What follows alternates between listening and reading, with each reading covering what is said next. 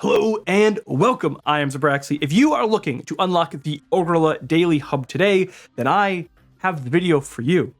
It's this one. I'm going to help you become the king or queen of all of the ogres of Blade's Edge Mountains.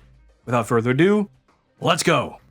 Atop the western plateau of Blade's Edge Mountains lies an encampment of ogres using the surrounding crystals to harness new power. Our goal today is to earn the trust of this tribe, and with that, we must start in Shattrath City. Well, first things first, you gotta get your wings.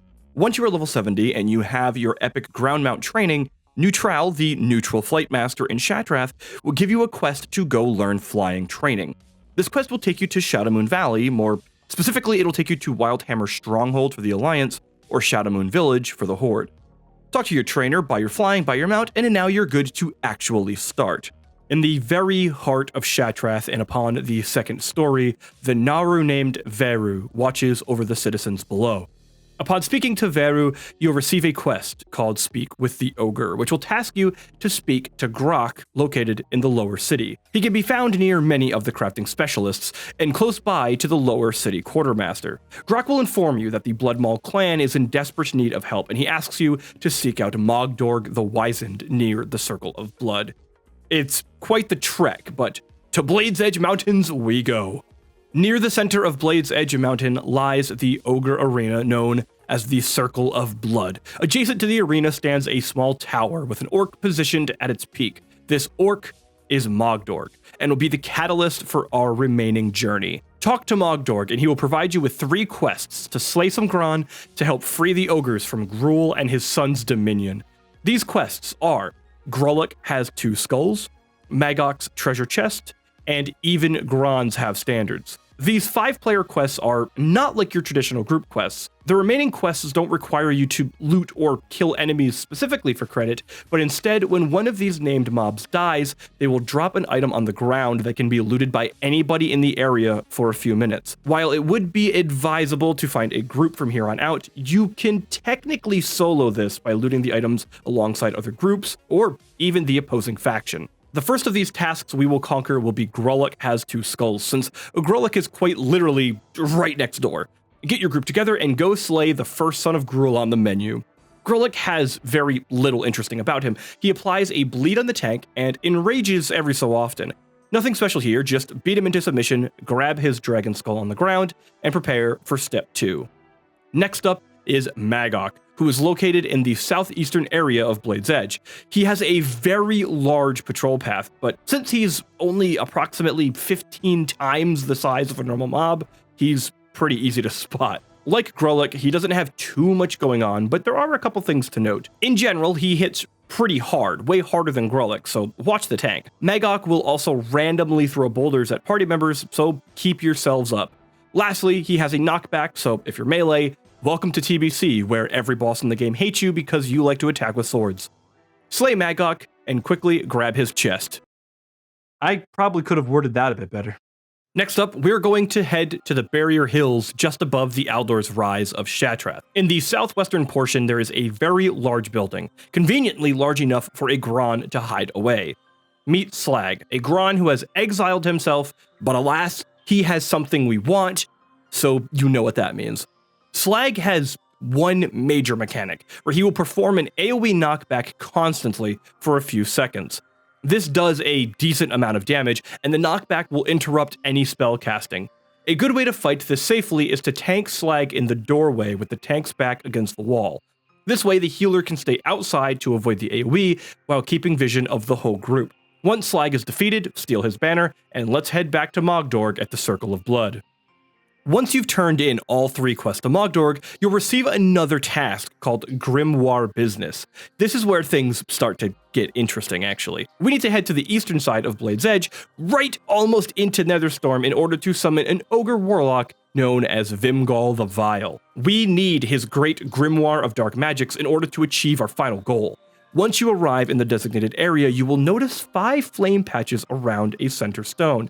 You will need all 5 party members to stand in each patch in order to summon Vimgol. You have 2 options here. First is to nuke down Vimgol hard enough to ignore his primary mechanic. The second option is to actually do the fight correctly in case you're not doing enough damage. He isn't very difficult, but at around 40% health or so, Vimgall will start to cast a spell called Unholy Growth. If everybody goes back to their respective flame patch before the spell goes off, it will be interrupted. If the spell does go off, it will increase his size, it'll increase his damage, and his AoE Shadow Bolts will become incredibly hard to keep up with. Once you've bested him, be sure to grab the book he drops and head back to Mog'dorg once more. The Wizened Ogre will now give you the final task. Skulloc Soulgrinder's soul is hidden outside this realm and will need to be summoned forth using the grimoire we just acquired. The ritual grounds aren't too far from here, so let's be off. Head just north of the Circle of Blood, as if heading to Gruul's lair. You'll notice an outcropping filled with dark magic and an altar in the middle. That's the spot. Definitely spooky. Have someone in your group approach the altar and read from the grimoire in order to start the final showdown. Once the book is used, the first phase of this encounter is a 2-minute gauntlet. Spirits from all over will swarm towards the center altar in order to disrupt the ritual you've started. Destroy these spirits, but be sure to keep your mana high, as you're gonna need it later. If a couple enemies get to the center and are attacking the object, someone can use a grimoire item again, which will AoE fear the spirits away for a few seconds to buy some time. After the 2 minutes is up, you'll see the soul of Skulloc Soulgrinder burst forth into the material plane, and now it's time to steal his very soul. This encounter is a bit more interesting than the others. Skulloc has 3 main abilities. First is that he will continue to summon groups of the spirits from the gauntlet in phase 1. These aren't too much of a problem, but they can get out of hand if not dealt with. Skulloc also casts corruption on members of the group. This can be dispelled, and it would be very wise to do so, as it also can get out of hand if not dealt with. Thirdly, the Soulgrinder will use Banish on a random player, which will take that player out of the fight for almost 10 seconds. Skulloc does a very large amount of damage, so if the healer is banished, be prepared to help the tank, and if you're tanking, get ready to hit those defensives. Eventually, Skulloc will finally fall, and your prize is to gather his soul itself next to the corpse of this ogre suppressor. This marks our last return to Mog'dorg, whom, upon arrival, is incredibly thankful, as with Skulloc gone, the ogres now have finally their full freedom.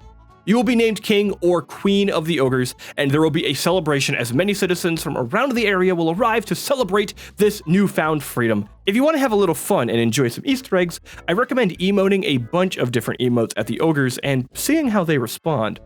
After you've enjoyed your new promotion to royalty, chat up Mog'dorg once more, and you will get a quest called Ogre Heaven. The Wizened Org will inform you that on the plateau to the far west lies an Ogre Haven. The residents of this area use the nearby crystals for great power and even greater knowledge.